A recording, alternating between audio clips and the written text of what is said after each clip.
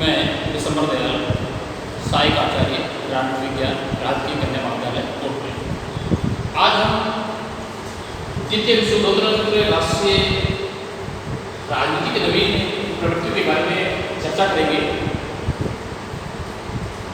जब 1939 से 1945 में द्वितीय महायुद्ध हुआ, उस समय के बाद अंतर्राष्ट्रीय राजनीति में बहुत सारे क्रांतिकारी परिवर्तन देखे गए। सबसे पहला जो परिवर्तन यह था यूरोपीय प्रभुत्व का अंत होना। 1492 ईस्वी से लेकर के जब कोलंबस ने अमेरिका की खोज की थी और द्वितीय महायुद्ध तक ब्रिटेन, जर्मनी, इटली, फ्रांस, ये सारे राष्ट्र बहुत अधिक शक्तिशाली राष्ट्र थे। इनके द्वारा विशाल साम्राज्य की स्थापना की गई थी। लेकिन द्वितीय विश्व युद्ध के दौरान इन सभी राष्ट्रों को आर्थिक से बहुत अधिक क्षति हो जाती है, जिसके कारण अंतर्राष्ट्रीय राजनीति पर इनकी जो महत्वपूर्ण भूमिका रही है वो लगभग समाप्त हो जाती है। द्वितीय विश्व युद्ध के बाद जर्मनी, इटली, ब्रिटेन, फ्रांस, ये सभी जो शक्तियाँ थी एक द्वितीय महत्व की शक्तियाँ रह जाती हैं और पूरे विश्व समुदाय का नेतृत्व यूरोपीय समुदाय के हाथों से निकल कर संयुक्त राज्य अमेरिका और सोवियत रूस के हाथ में चला जाता है। अंतर्राष्ट्रीय राजनीति में यह भी परिवर्तन देखा गया कि संयुक्त राष्ट्र संघ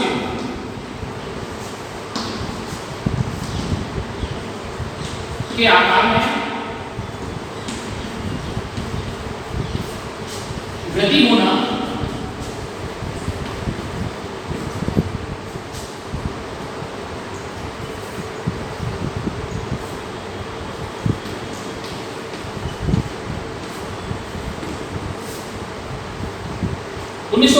में तत्कालीन अमेरिकी राष्ट्रपति फ्रैंकलिन रूजवेल्ट के नेतृत्व में लगभग 51 राष्ट्रों के द्वारा एक अंतर्राष्ट्रीय संघ के रूप में संयुक्त राष्ट्र की स्थापना की गई थी, जिसको 24 अप्रैल 1945 में लागू कर दिया गया था। लेकिन जिस समय संयुक्त राष्ट्र की स्थापना की गई थी उस समय केवल 51 राष्ट्रों के द्वारा ही संयुक्त राष्ट्र की मेंबरशिप प्राप्त की गई थी। 51 राष्ट्र इसके सदस्य राष्ट्र थे, लेकिन अंतर्राष्ट्रीय संगठन के रूप में आज इसके सदस्य की संख्या बढ़कर 193 हो चुकी है। तो अंतर्राष्ट्रीय राजनीति में यह भी बड़ा के बाद बड़ा परिवर्तन देखा गया कि संयुक्त राष्ट्र संघ के आकार में निरंतर वृद्धि हुई है और आज धीरे धीरे दुनिया के विकास जो सभी राष्ट्र हैं संयुक्त राष्ट्र संघ के सदस्य बन चुके हैं, उससे जुड़ चुके हैं। अगला जो चेंज देखा गया गुड एंड ग्रेटिस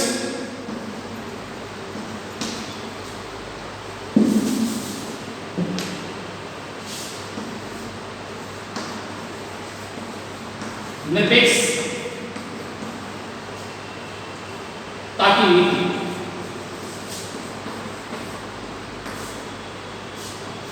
युद्धोत्तर विश्व राजनीति में जब पूरे संसार का दो भाग में विभाजित हो जाता है, विश्व राजनीति दो गुट में विभाजित हो जाती है, एक पूंजीवाद और दूसरा साम्यवाद। पूंजीवाद गुट का नेतृत्व संयुक्त राज्य अमेरिका के द्वारा किया गया था, लेकिन साम्यवाद का नेतृत्व सोवियत रूस के द्वारा किया गया था। कुछ समय के बाद इन दोनों महाशक्तियों में भिन्न भिन्न सामाजिक, आर्थिक, राजनीतिक व्यवस्था की भिन्नता के कारण इन दोनों महाशक्तियों के मध्य सैद्धांतिक वैचारिक मतभेद हो जाते हैं और एक अंतर्राष्ट्रीय राजनीति में एक नए शीतयुद्ध का हो जाता है। अर्थात दोनों महाशक्तियों में सैद्धांतिक वैचारिक मतभेद इतने अधिक हो जाते हैं कि दोनों महाशक्तियों के मध्य चले आ रहे सहयोग की प्रवृत्ति घटना बढ़ जाती है, मित्रता शत्रुता बढ़ जाती है, विश्वास या विश्वास बढ़ जाता है और दोनों महाशक्तियों द्वारा एक दूसरे को कमजोर करने का प्रयास किए जाते हैं। विशेष रूप से द्वितीय महायुद्ध के बाद एशिया, अफ्रीका और लैटिन अमेरिका के दो स्वतंत्र राष्ट्रों को जिन्हें हाल में किसी देश की प्राधीनता से प्राप्त होती है, उन सभी राष्ट्रों को पूर्ववर्ती सोवियत रूस और संयुक्त राज्य अमेरिका के द्वारा द्विपक्षीय बहुपक्षीय सुरक्षा संधियों के माध्यम से अपने साथ संधित करने के प्रयास किए जाते हैं। 1947 में तत्कालीन अमेरिकी राष्ट्रपति हेनरी ट्रूमैन प्रशासन के द्वारा लैटिन अमेरिकी राज्य के साथ न्यू संधि की और इस संधि पर हस्ताक्षर करने वाले सभी राष्ट्रों ने इस बात पर सहमति व्यक्त की कि संधि पर हस्ताक्षर करने वाले किसी भी राष्ट्र में कोई साम्यवादी आक्रमण कार्रवाई होती है तो ऐसे संकट के समय इस संधि पर हस्ताक्षर करने वाले सभी राष्ट्र आक्रमणकारी राष्ट्र का मुकाबला करेंगे। अर्थात पूर्ववर्ती सोवियत रूस के कि वह इस किसी राष्ट्र पर आक्रमण का नहीं करें, आक्रमण की गतिविधि को अंजाम नहीं दें। इसी प्रकार से 1949 में नाटो संधि की थी, उसी प्रकार से सीटो संधि की और सैंडो संधि की। और इस नाटो संधि का जवाब देने के लिए पूर्ववर्ती सोवियत रूस ने अपने 8 मित्र राष्ट्र के साथ मिलकर के वार्षिक संधि गठन किया। लेकिन कहना यह था कि द्वितीय विश्व के बाद अंतर्राष्ट्रीय राजनीति में एक शक्ति संघर्ष की राजनीति उत्पन्न हो जाती है, विशेष रूप से दोनों राष्ट्र के द्वारा तीसरी दुनिया के राष्ट्रों के साथ द्विपक्षीय बहुपक्षीय सुरक्षा संधि के माध्यम से उनको अपने साथ संधि करने का प्रयास किया गया। तत्कालीन भारतीय प्रधानमंत्री यदि उस समय देश के प्रधानमंत्री नहीं थे पंडित जवाहरलाल नेहरू ने महसूस किया कि इस प्रकार की शक्ति संघर्ष की राजनीति नव स्वतंत्र राष्ट्र के हित में नहीं है। अगर अभी हम किसी शक्ति संघर्ष की राजनीति में यदि वापस इन्वॉल्व हो जाते हैं, सम्मिलित हो जाते हैं, तो ये राष्ट्र की प्रादेशिक अखंडता स्वतंत्रता सदा सदा के लिए समाप्त हो सकती है। इसलिए उनके दौरान इस शक्ति संघर्ष की राजनीति से अलग रहने का निर्णय किया गया जिसे निर्गुट आंदोलन या गुटपेश राजनीति कहा जाता है। लेकिन जिस समय निर्गुट आंदोलन की स्थापना की थी उस समय राष्ट्रीय संख्या केवल 25 थी, जो आज बढ़कर के 120 हो चुकी है। दुनिया के सारे जो विकासशील रास्ते हैं, दक्षिण के रास्ते हैं, जो नव स्वतंत्र रास्ते हैं, अर्थात जिनका अभी तक बहुत बड़ी मात्रा में विकास नहीं हो पाया है, जिनकी अधिकांश जमीन खेती या बागवानी का काम करती है, इन राष्ट्रों में बहुत सारी समस्याएं होती हैं। इन राष्ट्र में राज्य स्थिरता का दौर चलता रहता है। इन राष्ट्र में स्थानीय स्तर से केंद्र सरकार से चुनाव का दौर चलता रहता है। ये राष्ट्र को संसाधन बहुत अधिक मात्रा में देखा जाता है। तो इन सभी राष्ट्रों के दौरान शक्ति संघर्ष की राजनीति करने का निर्णय किया गया था, इसे गुटपेश राजनीति कहा जाता है। तो पंडित जवाहरलाल नेहरू ने कहा था, संसार के राष्ट्र का आग्रह करके लिखा कि एक दूसरे के विरोध में बने मित्र दलों को शक्ति संघर्ष करने से दूर रहना चाहिए, अन्यथा संसार में कोई घोर संकट हो सकता है। उनका इशारा तीसरे महायुद्ध की ओर था। उनका मानना था कि संसार में इस प्रकार की सैद्धांतिक वैचारिक मतभेद का दौर जारी रहता है तो संसार में तीसरा महायुद्ध हो सकता है, और चूंकि संसार में महायुद्ध होते हैं, इस प्रकार के महायुद्ध में अपार जनधन की हानि होती है। इसलिए संसार को वास्तव इस बात की है कि रक्तपात की घटनाओं से बचाया जाए।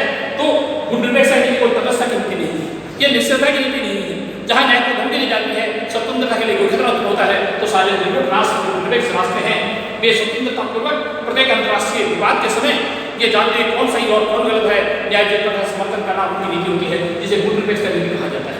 कहना नहीं था कि द्वितीय विश्व के बाद सभी एशिया अफ्रीका लैटिन अमेरिका के 2 स्वतंत्र राष्ट्रों के द्वारा गुटपेश नीति का विषय किया गया था। ये बहुत बड़ा परिवर्तन था, एक बहुत बड़ा पॉजिटिव पक्ष देखा जा सकता है। अगली बात, सैनिक गठबंधन की राजनीति।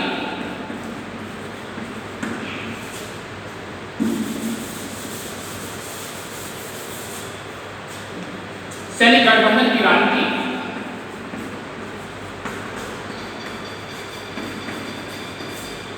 द्वितीय महायुद्ध के बाद संयुक्त राज्य अमेरिका ने सोवियत संघ के प्रत्येक सार्वजनिक कार्यक्रम को अवरुद्ध करने का निश्चय किया। इसी प्रकार के उद्देश्य को ध्यान में रखते हुए अमेरिका के द्वारा तीसरी दुनिया के राष्ट्रों के साथ बहुत बड़े द्विपक्षीय और बहुपक्षीय सुरक्षा संधि की जाती है, सामरिक भय सैनिक अड्डों की स्थापना की जाती है और हवाई पट्टी संधि प्राप्त करने के प्रयास किए जाते हैं। इन राष्ट्रों में सामरिक भय को संधि प्राप्त करने के लिए अमेरिका के द्वारा विभिन्न प्रकार के संघ के माध्यम, विभिन्न योजनाओं के माध्यम से, मार्शल योजना के माध्यम से, 4 सूत्री कार्यक्रम योजना के माध्यम से, प्रगति लेवेत्री योजना के नाम से इन्हें आइजनहावर सिद्धांत के माध्यम से आर्थिक सहायता देने का निश्चय किया जाता है।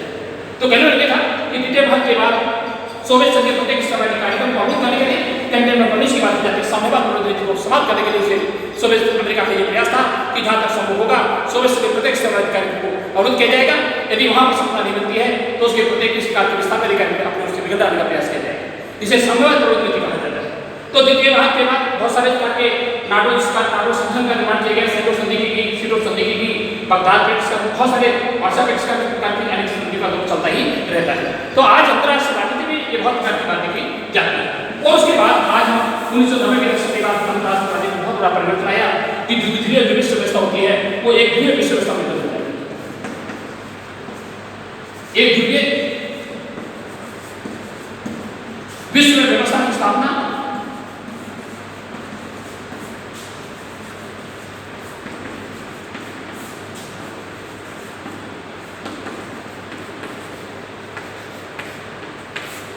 सोवियत संघ के 8वें राष्ट्रपति मिखाइल गोर्बाचेव की शांतिवादी और मानवता सोच और दर्श के कारण मिखाइल गोर्बाचेव के द्वारा सोवियत संघ की गहन नीति और विदेश नीति के क्रांतिकारी परिवर्तन किए गए।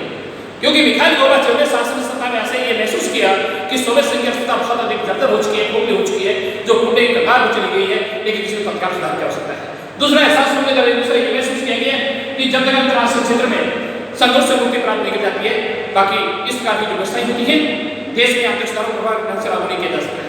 तो ये बात हम कह सकते हैं कि द्वितीय भारत के बाद संयुक्त राष्ट्र के आक्रमण में हुई त्रिकूट आयोग को सफलता प्राप्त से बल मिला और एक द्रव्य व्यवस्था की स्थापना की जाती है। आज केवल अमेरिका ही अंतर्राष्ट्रीय राजनीति में एक अंतर्राष्ट्रीय पुलिसमैन के रूप में एक न्यायाधीश की भूमिका निर्वहन करने से होता है और दुनिया में कोई राष्ट्र से घटना प्रभावित नहीं है।